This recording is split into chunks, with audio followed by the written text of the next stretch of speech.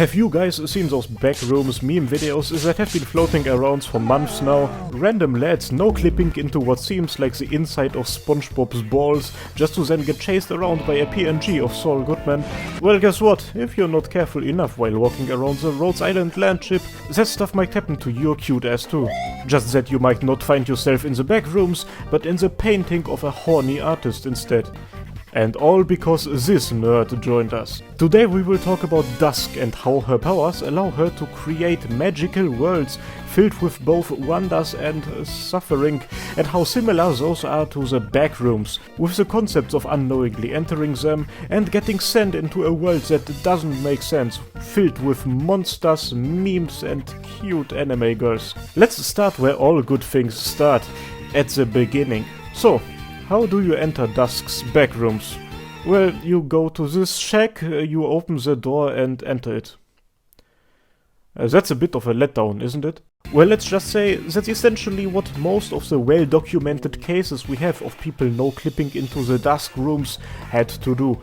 And ironically, that's what happened to people like Lava and Nyen and Saga. Oh my god, can you please stop shouting for a moment? I've been told not to swear so much in my videos, and you are making this way more difficult. As I was saying, that's what those people did. They found a shack in the middle of bumfuck nowhere, opened the door, and the next thing they remember is that they are sitting in a wonderful garden, a guy wearing glasses in front of them, telling them stories. They don't remember how they got there. Heck, it even takes them a while to figure out that they are not even in the real world anymore. They probably just realized that when they looked up and noticed that the sky... wait, we are getting a bit ahead of ourselves. Let's rewind back a bit and talk about the mystery shack, because what good is the information that you have to enter it without knowing where exactly it is? Like, imagine that. Hey, you wanna hang out later today? Sure, where? My place. Nice, where do you live? See you at 3. So, 1 month prior to the events of Who is Real, Nyen tells Lava where to find Dusk. Outside of Kovu City, near Mount Huichi, within the country of Yen. Now, we don't exactly know where Kovu City or Mount Huichi for that matter are located, but I'm gonna make an assumption and say that it's probably in this general area. My reasoning for that being that the general area the heroes of Who is Real have to traverse is pretty desolate, devoid of people and filled with pincer beasts. Also, Mr. Nothing says that in a large radius around where they are, there's nothing to be found, so it just would make sense. The shack itself is genuinely well hidden, as it's somewhere where you wouldn't expect anybody to live.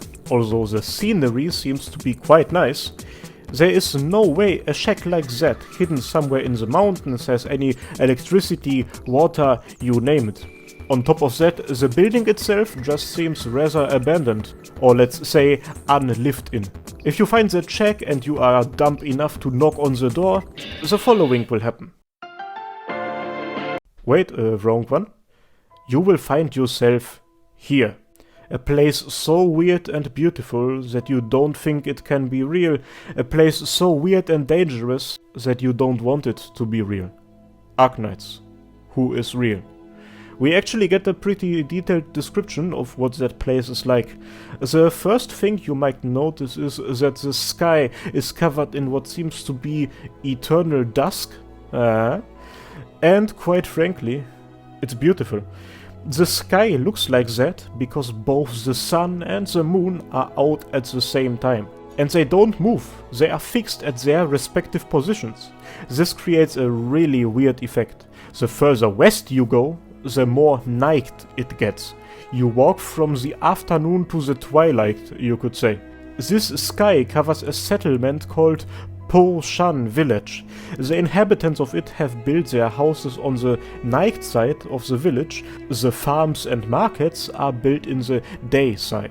The village itself is situated at the foot of a mountain called Mount Po. Towards the west of the village lies Mount Hung Tung. Towards the east there flows Tung Shank River. With the old Yenese architecture of the buildings, the beautiful sky, and all the nature surrounding the village, we can say that it's quite a nice place, right? or interesting at the very least. Depending on how much you enjoy this place, you might want to venture out of the village boundaries and explore the area surrounding it.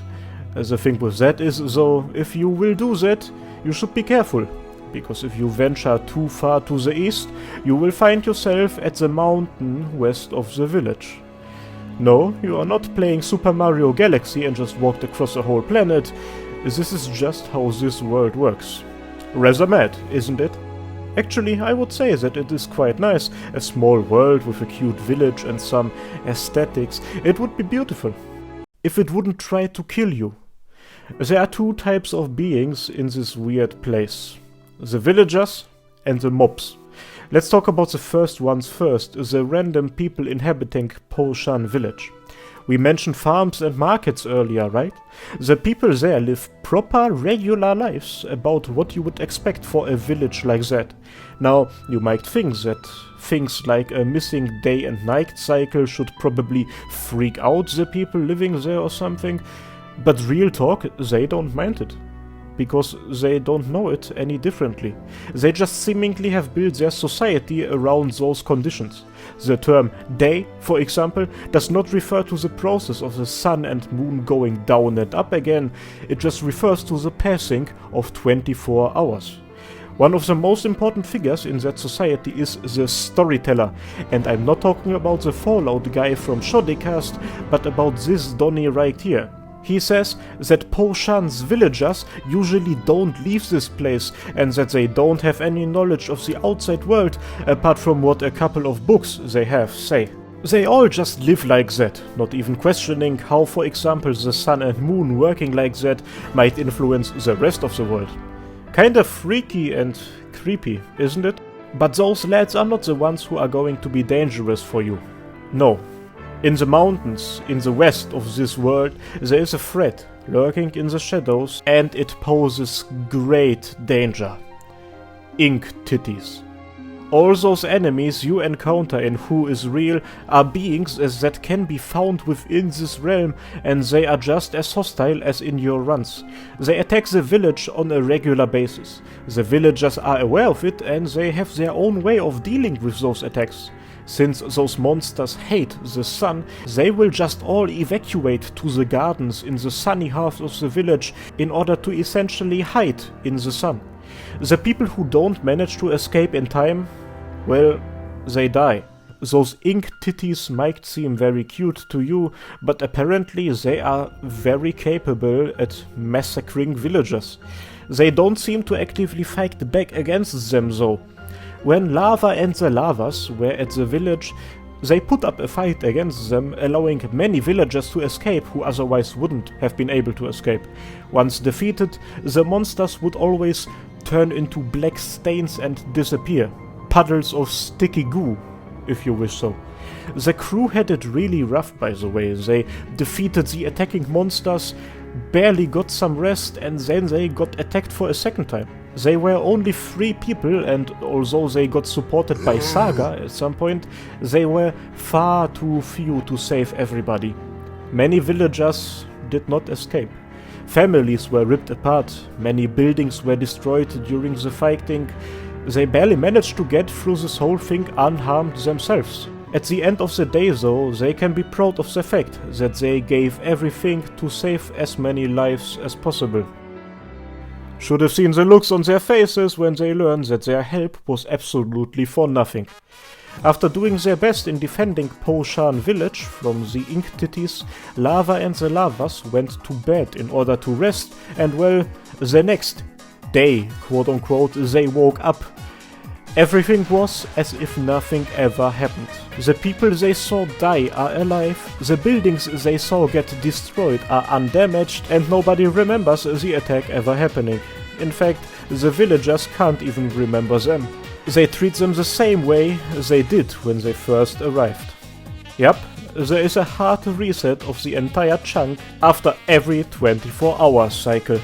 Who is real? Most of what you saw in the village isn't, that's for sure. The only things inside of Dusk's backrooms who are real are the people who entered from the outside. Now, after hearing all of that, you might ask yourself a valid question. Why though? Like, think about it. You are given the gift of being a conscious anime girl with insane powers, and out of all the things you could have done, you create a safe space for yourself and you populate it with a bunch of NPCs trapped in an endless cycle of pain and suffering. Imagine what other amazing things you could have done with that power. So, why? Just in order to get the feeling of playing God and to see weaker creatures struggle, barely clinging on to life as you toy with them? No, it's way more wholesome than that, actually. Let me tell you a story. Some time ago, a girl lived in an actual village called Po Shan that existed in the southeast of Yen. It was a normal village, nothing special. One day, the village was hit by a catastrophe. It was not completely destroyed, however, it was beyond polluted, sprinkled with active originium. The inhabitants of the village abandoned it and began to wander around aimlessly as one big group. The suffering was immense. Many of the villagers straight up starved to death. The friends the girl had back when she lived at the town now fight with her for whatever food was left. It was horrible. One day the girl ventured out from the group in the nearby mountains in order to bring back some of the fruit that grew in the area, not even knowing whether they were edible, but hoping that they could still the hunger of her and her family. But when she returned, she found out that she had been abandoned by everybody else. They moved on without her. That's when the girl met someone very special. Dusk saved that girl's life. The girl's name was Dawn, by the way. Dawn was taken in by her, both in the sense of Dusk taking care of her, and in the sense of her getting taken into one of Dusk's backrooms. Yep, there are multiple ones of them. And Dawn spent a very long time living in one of those together with Dusk. Dusk became her teacher, teaching her how to paint. It seems like they had quite a good time together until they departed at some point. Dawn continued to live in the real world for a very long time. As she grew old and already was on her deathbed, Dusk visited her for one final time. It was then when Dawn had one last wish she asked Dusk to fulfill. She wanted Dusk to create a painting of her hometown, Po Shan, and the mountains and nature surrounding it, based on what little memories she still had left of it at that point. And that's the nature of the world I described earlier, the world Dawn entered and every other world Dusk ever created. Every single one of those is a painting, painted by Dusk herself on one of the many scrolls she has, painted by her own ink. So essentially, the entirety of that whole Backrooms thing we talked about and, well, made fun of here was the last wish of a girl that had gone through immense hardships and suffering and just had a horrible life. Why did Dusk fulfill her wish though? And why did she help Dawn in the first place? Kinda doesn't fit into the whole image of the powerful deity creating a world with its own inhabitants to be her playthings. It ties into other things about Dusk though. In Who is Real, Saga tells an entire story about how Dusk saved the life of the head priest of her monastery, and in the 9-Colored Deer Paradox simulation record she helps out 9-Colored Deer. Try saying that sentence 3 times really fast. In all those situations we can see her genuinely feel bad for those people. She felt genuine pity. Maybe she is just a nice and caring person. Then why is she spending her life hiding in a scroll though? Well, according to Nyan, because she is an uptight shut-in who hates the outdoors. I mean, that's one way to put it. Still though, her files are filled with people saying that she is a very secluded person, doesn't really enjoy the company of others, and even in her voice lines she seems rather distant, even after trust increases.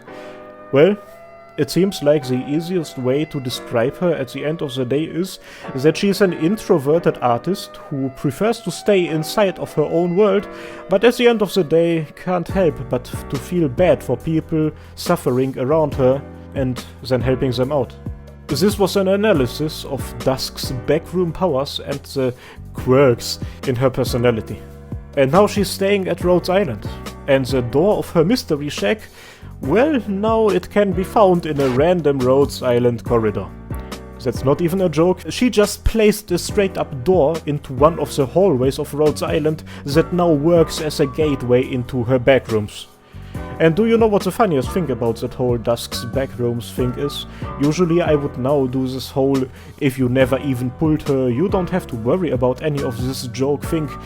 But that shit is not valid here, since she's not even a proper operator, just a freeloader chilling in the void, which you can enter by opening a sussy door that suddenly appeared in one of your corridors. Whatever, if you have enjoyed this video, then I recommend you watch the last video during which we talked a lot about Dusk and her siblings, or you jump straight into my Arknights playlist for even more content to watch. And while you decide on your next course of action, I'm gonna go ahead and give a big thank you to all my channel members. A very girthy shout out goes to Ankoku, Azriel, Carousel Eva, Chris, Daniel Henriquez, Demoboy125, Erwin Heckler, Jimshot First, Longo, Neo, Sylvester, Written, and Zephyrinix. Thanks a lot for your support, guys, and to you, thanks for watching, and I hope that I will see you next time. Cheers!